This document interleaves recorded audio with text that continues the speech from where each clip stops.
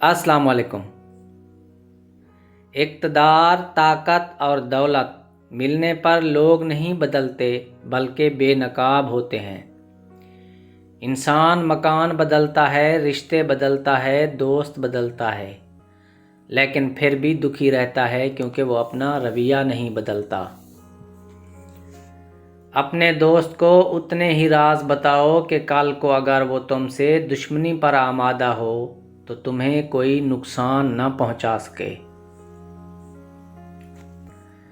अगर किसी बहन या बेटी को तुम्हारी वजह से रास्ता बदलना पड़े तो गली के कुत्ते और तुम में कोई फर्क नहीं।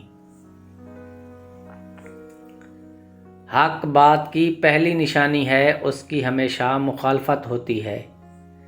जिसकी मुखालफत नहीं वो कतन हक नहीं।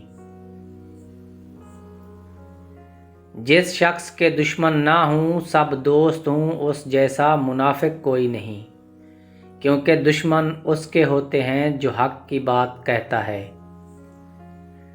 जो ज़रा सी बात पर दोस्त ना रहे समझ लेना वो दोस्त कभी था ही नहीं।